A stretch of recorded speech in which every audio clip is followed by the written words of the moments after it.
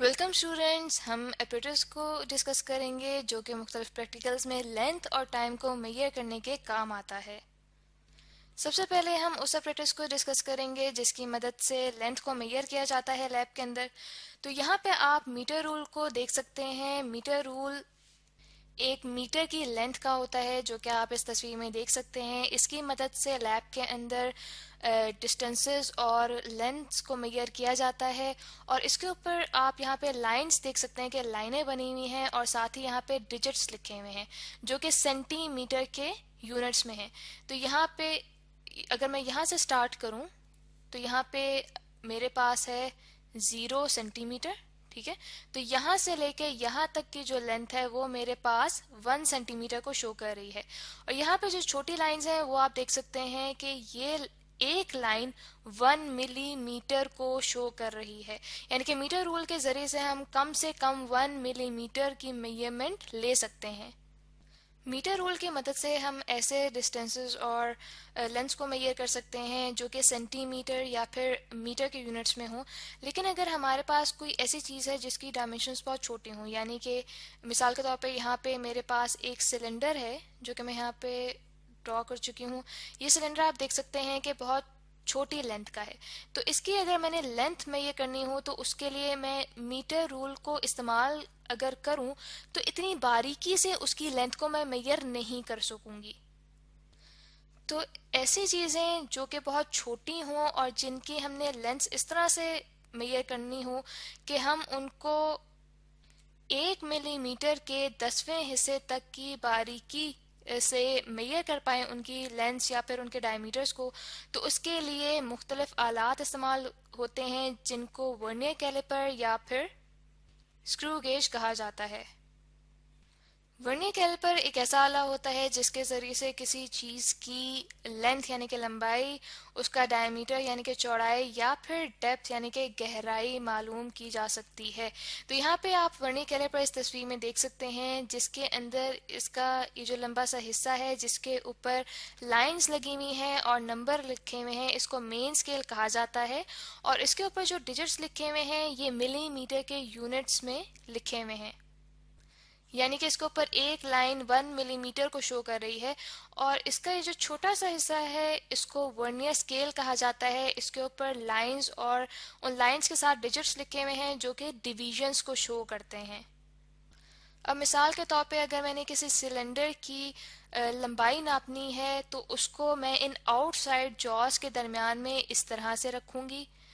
या फिर अगर हमारे पास एक ऐसा सिलेंडर है जो कि सॉलिड सिलेंडर है यानी कि अंदर से खाली नहीं है और उसकी मैंने चौड़ाई नापनी है, एक्सटर्नल डायमीटर उसका नापना है, तो उसको मैं इस तरह से रखूंगी इन आउटसाइड जॉस के दरमियान में।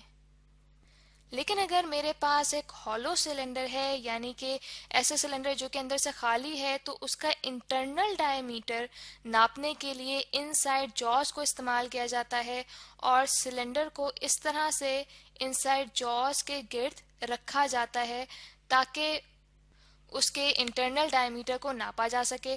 अब इसी हॉलो सिलेंडर की अगर मैं डेप्थ यानी कि गहराई मालूम करना चाहूँ तो उसके लिए डेप्थ प्रॉब को इस्तेमाल किया जाता है और इस डेप्थ प्रॉब के गिर्द सिलेंडर को इस तरह से रखा जाता है और फिर इसकी जो गहराई है यानी कि डेप्थ है मेजर की जाती है। वर्नियर कैलिपर का वर्नियर स्केल वाला हिस्सा और इसके साथ ये जो आउटसाइड जॉज वाला हिस्सा है ये मूवेबल होता है, यानी कि इसको हम इस डायरेक्शन में और इस डायरेक्शन में मूव कर सकते हैं आगे पीछे। लेकिन जहाँ पे हमने इसको फिक्स करना हो ताकि ये ना हिले अपनी जगह पे, तो इसके लिए स्क्रू क्लैंप को कसा जाता है। तो जहाँ पे हम इसको कसेंगे वहाँ पे वर्नियर स्केल वाला ये हिस्सा फिक्स हो जाता है। जब हमने वर्नियर कैलिपर से मेजरमेंट्स लेनी होती हैं तो सबसे पहले उसका लीस्ट काउंट मेजर किया जाता है। लीस्ट काउंट के ज़रिए से हमें पता चलता है कि एक वर्नियर कैलिपर कितनी बारीकी से मेजरमेंट लेने के काम आ सकता है। लैब्स के अंदर आमतौर पे जो वर्नियर कैलिपर्स हम इस्तेमाल करते हैं उनका लीस्ट काउंट 0.01 सेंटीमीटर होता है, यानी कि वो वर्नियर कैलिपर्स 1 सेंटीमीटर के 100वें हिस्से तक की बारीकी से मेजरमेंट लेने के काम आ सकते हैं। तो लीस्ट काउंट को मेजर करने का तरीका हमने ऐसे प्रैक्टिकल्स में डिस्कस किया है जिनमें हमने वर्नियर कैलिपर को इस्तेमाल किया है। लीस्ट काउंट के बाद वर्नियर कैलिपर में ज़ीरो एरर को भी देखा जाता है कि क्या उसके अंदर कोई ज़ीरो एरर मौजूद है। ज़ीरो एरर की टाइप सीखने से पहले उसका कॉन्सेप्ट क्लियर करना ज़रूरी है। ज़ीरो एरर के कॉन्सेप्ट को समझाने के लिए मैं यहाँ पे आपको एक रूलर की एग्जांपल लूँगी कि यहाँ पे हमारे पास एक रूलर मौजूद है जिसके ऊपर सेंटीमीटर्स में वैल्यूज लिखी हुई हैं और यहाँ पे मेरे पास एक सिलेंडर मौजूद है। इस सिलेंडर की अगर मैं लंबाई नापना चाहती हूँ तो इसका जो लेफ्ट साइड वाला सिरा है इसको बिल्कुल मैं ज़ीरो वाली लाइन के ऊपर रखूँगी, तो फिर मैं इसकी जो लेंथ है वो सही तौर से नाप सकती हूँ।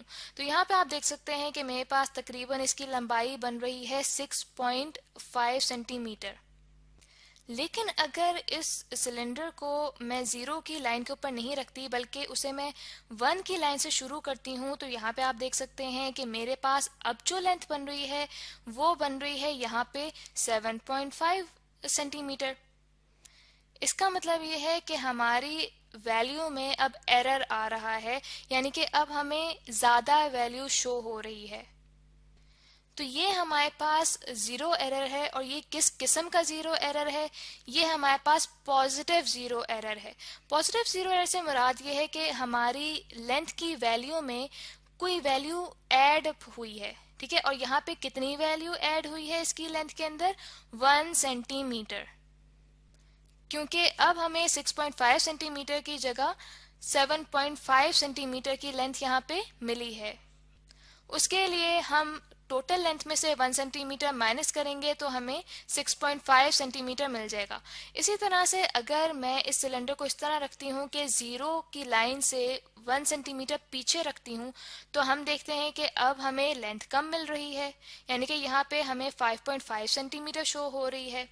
तो ये हमारे पास नेगेटिव एरर है, नेगेटिव ज़ीरो एरर है, यानी कि अब हमें एक्चुअल लेंथ से कम लेंथ शो हो रही है यहाँ पे।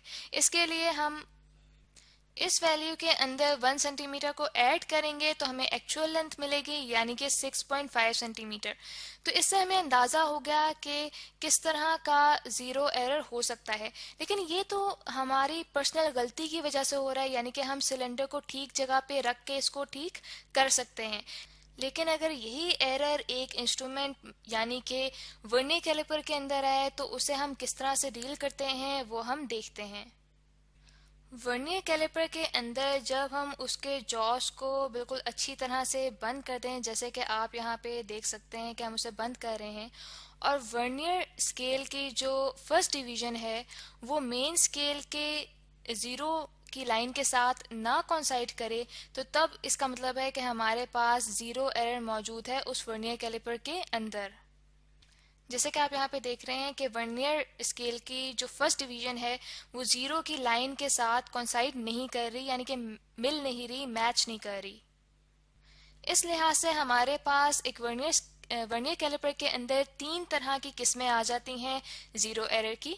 सबसे पहला केस हमारे पास आता है जिसके अंदर वर्नियर स्केल की जो फर्स्ट डिवीजन है वो मेन स्केल के ज़ीरो के साथ कोइंसाइड कर रही हो, तो तब हमारे पास ज़ीरो एरर निल होता है। ज़ीरो एरर की दूसरी टाइप ये होती है जिसके अंदर वर्नियर स्केल की फर्स्ट डिवीजन ज़ीरो की लाइन से थोड़ा सा आगे हो, तो वो हमारे पास पॉजिटिव ज़ीरो एरर कहलाता है। और थर्ड केस हमारे पास ये आता है कि जब वर्नियर स्केल की फर्स्ट डिवीजन ज़ीरो की लाइन से थोड़ा सा पहले आ रही हो, तो तब हमारे पास ज़ीरो एरर नेगेटिव होता है। वर्नियर कैलिपर के अंदर ज़ीरो एरर को कैलकुलेट करने का तरीका हम उन प्रैक्टिकल्स में डिस्कस कर चुके हैं जिनके अंदर हमने वर्नियर कैलिपर्स को इस्तेमाल किया है। तो स्टूडेंट्स, इससे फर्दर डिस्कशन को हम इससे नेक्स्ट लेक्चर में कंटिन्यू करेंगे।